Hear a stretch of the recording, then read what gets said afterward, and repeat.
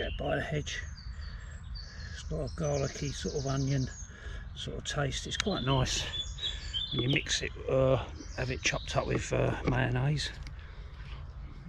It's got an oniony sort of garlic, mild garlic onion taste.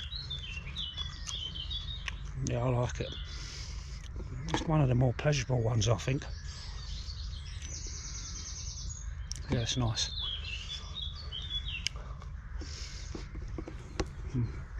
And lots of it as well. Well, I'm here at my spot, and if you look at the bottom half of me, I'm absolutely soaked. I can even feel the socks inside my boots are soaked as well. So we've had a bit of a downpour here in the whole UK yesterday, so everything's a bit damp and wet, especially the undergrowth. So obviously brushing against it and everything else. So priority now is to get a fire on and get a good old brew on. Got to have a brew and I. So yeah.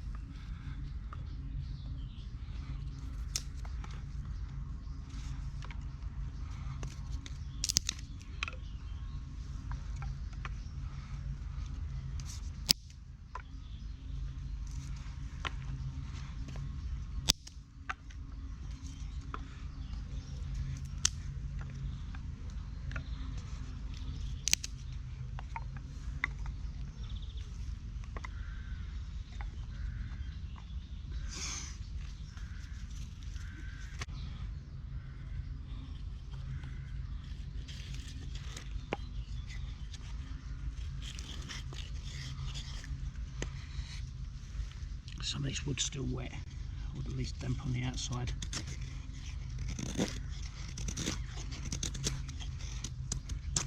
I've got a nice lot of tinder to use. I do like using some wood shavings as well. Oh, I'll have to do a bit of a sharp actually. I'm not going to did it before I come out. I just didn't sharpen it very well, did I?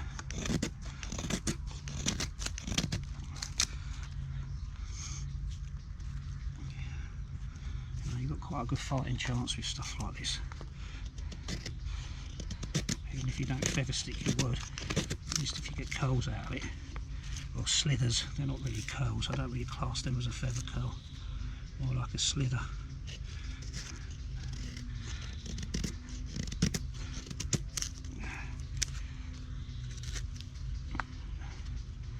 obviously like this is going to be a lot easier to burn, especially in the initial stages, than burning that as a lump.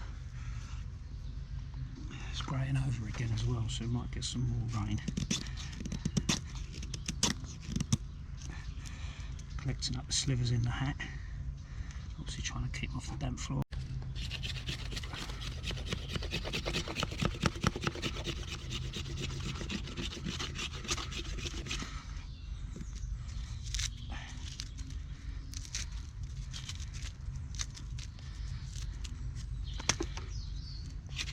Apparently the bark holds about 70% of the moisture, so obviously taking it off will increase your chances of at least trying to get it to reduce the energy from the flame or the heat. It will require less heat to obviously ignite the wood.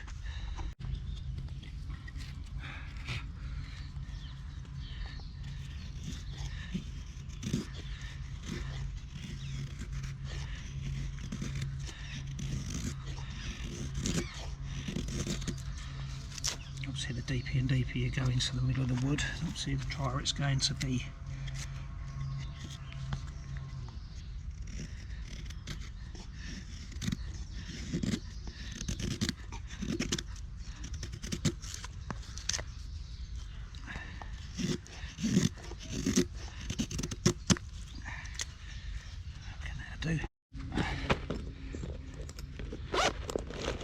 Now if you keep up to date on my videos, birch bark that I had from yesterday, the slivers, when I was doing my birch bark container, so come in really handy, and that's another sheet of it, so it's going to come in really handy for the fire making this morning. So it's a platform, actually.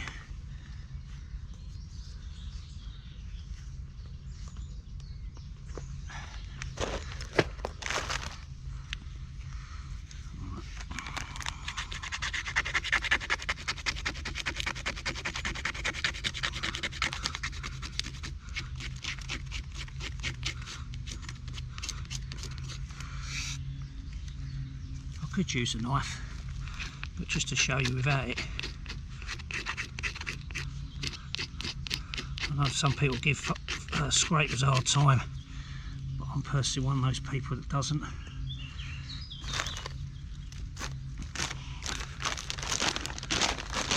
Oh, I've got loads of dust here anyway, let's be getting on with.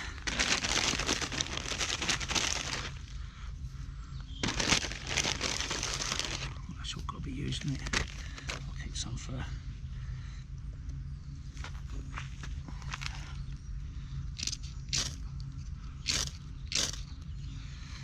here we go.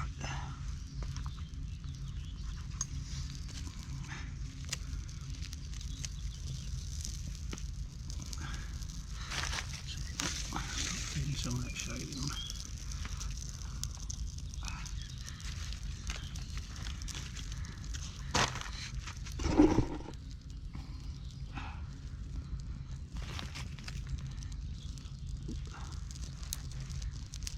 This wood's very damp. There isn't even a lot of hanging dead wood around for me to use. So I just feed it on little twigs rather than the big stuff. At least we get some heart to the fire first.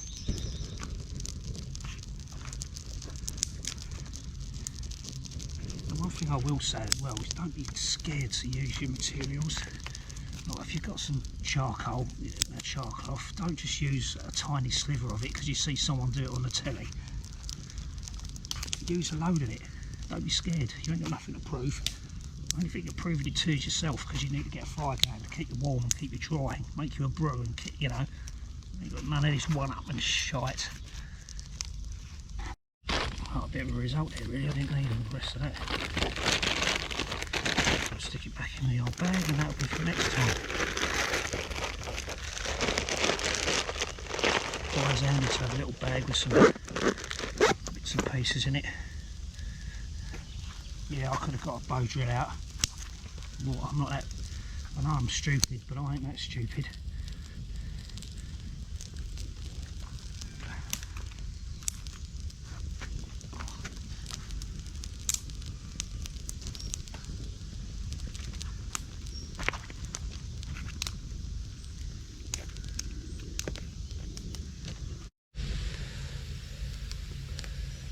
going there.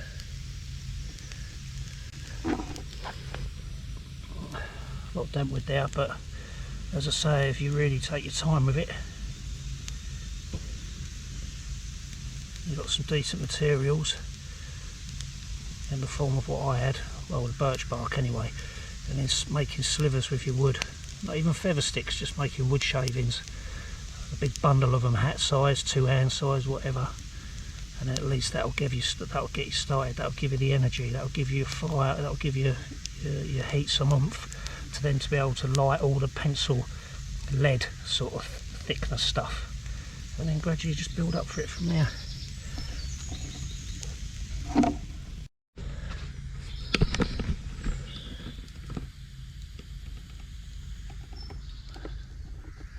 Simple withy again, just tied a simple knot there, just a little slip, and it's got the pot hanging off opposite over the embers. Another simple one, the withy was twisting it around so that the handle was right in the fire, so literally all I've done is put a twig into the handle, run it off the tripod, and then it stops it from rotating.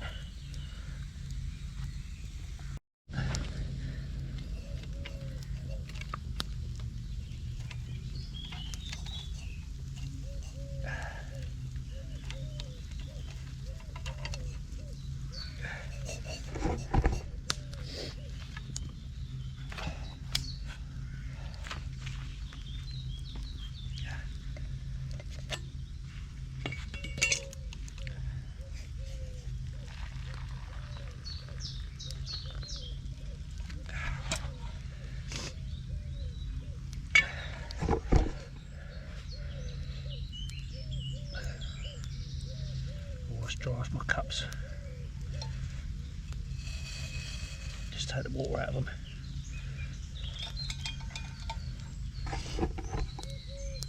Can you not have one of my videos when we have a brew? So what I'm doing right now is obviously just walking this morning. My socks are soaking wet, soaking. Okay, so won't be wearing them boots again in sort of wet conditions. I sort of put my leather ones on, but I haven't worn them for ages. I thought I'd wear them, blah blah blah. There you go. At least I'm only out for a day. But because of that situation, if I was out a bit longer, one of my priorities would be to obviously try and dry my boots out and freshen up my socks. Because the last thing you want is starting for your feet to rot with trench foot and such like. And if you've ever had it before, or even know what it feels like to have just wrinkled skin on the soles of your feet, it can be really painful, believe me. So it's a bit of a priority for you to sort that one out. And also at the end of the day, what are you doing? You haven't got a horse or a bike, probably. You're probably on foot, and that's your number one transport, so you need to keep an eye on those old feet and legs. Alright, so I literally am just taking my boots off now. I'll leave my socks on for now. I'm not worried about my trousers. Not worried about the trousers, that doesn't bother me. They'll just dry, whatever. But it's the socks and the boots, you know. It's very important to obviously keep them dry, or at least maintain them to a level where they're not going to cause your feet that much stress. So drying the boots then. Don't put them on top of the fire, because obviously it stands to reason you're just going to burn them. Don't leave them too close to the fire unattended.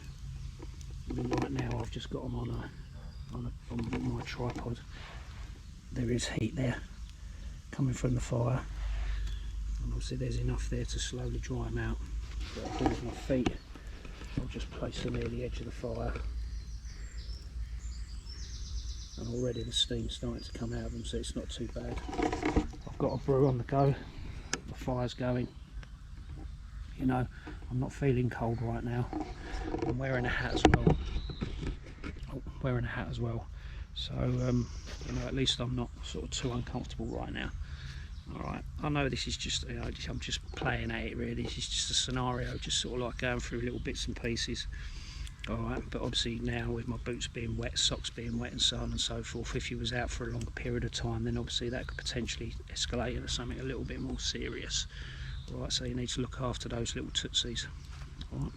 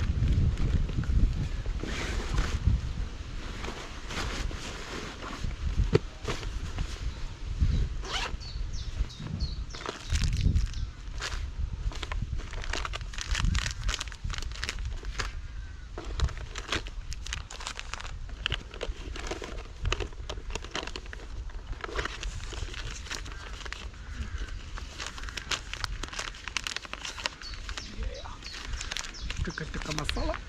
Some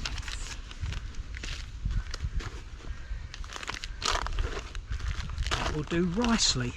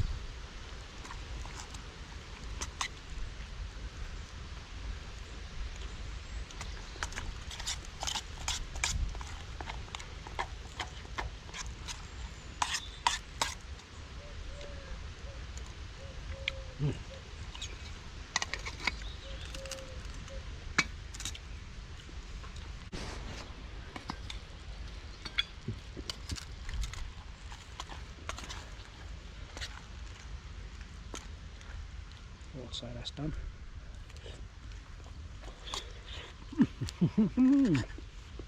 Scattered the embers of my fire, letting them sort of cool down naturally rather than me pour water over them. Having a cup of tea. I've literally just recorded a podcast, so I'm not sure which. Probably the podcast will be out before this video comes out, I'd imagine. So yeah, if you haven't checked the podcast out, go and have a look at the description. There's a link there.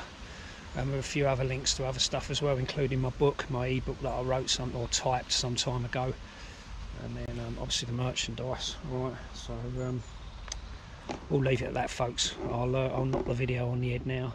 All right, so I've literally just got to pack up my poncho, let the fire cool down, and then I'll be making a bimble home. All right, so thanks for watching, folks. Please take care, all stay safe. All right, there's Cattys signing out, and I'll see you on the flip side. Love you all. Take care. Laters.